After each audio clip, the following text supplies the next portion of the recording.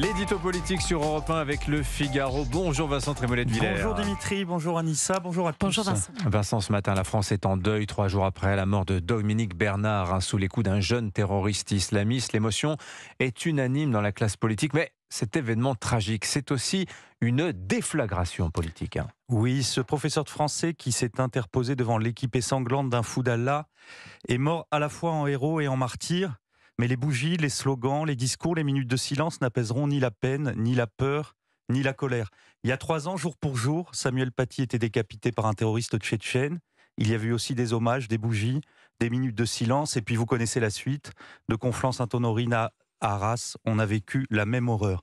Il n'y a pas eu de faille des services de renseignement, a dit Gérald Darmanin au sujet du dernier attentat. Impossible de vous dire si cette affirmation est juste. En revanche, des failles, il y en a partout ailleurs. Elles ne concernent pas les forces de l'ordre, mais tous ceux qui entravent leur travail.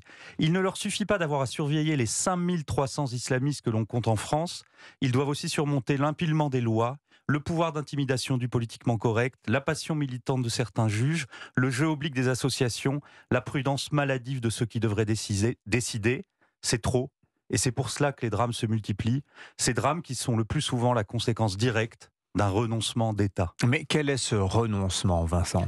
Ceux qui nous gouvernent ont renoncé à maîtriser le territoire dont ils ont la charge. En France, on entre si on le veut, on reste si on le veut, on ne part que si on le veut. C'est la France si je veux. L'assassin d'Arras ne devait pas être en France. 2 fois, sa famille et lui-même ont été déboutés du droit d'asile, mais le futur assassin est arrivé en France avant l'âge de 13 ans, et à ce titre, il est inexpulsable. L'assassin de Samuel Paty ne devait pas être en France. Son père, lui aussi, avait été débouté, mais son fils a finalement bénéficié du statut de réfugié. Alors, devant cette impuissance, Elisabeth Borne avance sa loi immigration. Il est vrai que certaines dispositions de cette loi pourraient faciliter des expulsions, mais elles seront immédiatement contredites par une logique favorable aux clandestins en toutes circonstances. Récemment, une décision de la Cour européenne de justice exige de l'État qu'il laisse aux déboutés un certain délai, et la Cour européenne demande aux États de laisser le débouté quitter volontairement le territoire, preuve supplémentaire que dans le cadre actuel, une nouvelle loi ne servirait à rien. Seule une réforme de la Constitution rétablissant notre souveraineté dans la politique migratoire nous permettrait de reprendre le contrôle. Entre nos intérêts, notre sécurité et les jurisprudences européennes, il faudra choisir. Bon, mais avant cela, Vincent, l'urgence n'est-elle pas que les enseignants soient sécurisés ? C'est indiscutable, on nous a vendu un paradis multiculturel qui se révèle être un véritable enfer. On a abandonné nos frontières et dans la panique, on installe partout des micro-frontières sous forme de digicodes, de caméras, de portiques. On le fait parce que les enseignants, comme les policiers, comme les juifs, comme les chrétiens, sont en première ligne face à la guerre sainte des islamistes. Et là aussi, Dimitri, quel renoncement. Nous avons renoncé à regarder en face l'ennemi qui nous désigne.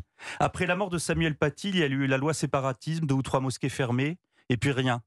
En fait, si, Pape Ndiaye, ministre de l'Éducation, pour faire oublier la passion laïque de Jean-Michel Blanquer. Gabriel Attal, depuis, essaye de rattraper le temps perdu, mais on voit bien qu'Emmanuel Macron a une approche cosmétique de ces urgences tragiques. Vendredi, les dernières illusions se sont dissipées et tout le monde a compris qu'en ces matières, le pouvoir ne maîtrise plus grand-chose. Reste le dévouement héroïque des professeurs.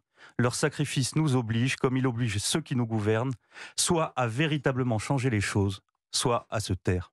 L'édito politique sur Europe 1. Merci beaucoup Vincent Trémollet de Villers. La une du Figaro, justement, les enseignants en première ligne face à la terreur islamiste. Et puis le rêve brisé du 15 de France aussi, qui est en position ventrale de cette une. On a connu lundi plus joyeux, mais heureusement vous a Vincent pour bien nommer les choses, car mal les nommer, comme disait Albert Camus, c'est ajouter au malheur du monde. Voilà, il sait tout Vincent, il est très fort. Merci beaucoup. Merci Vincent Trémollet de Villers.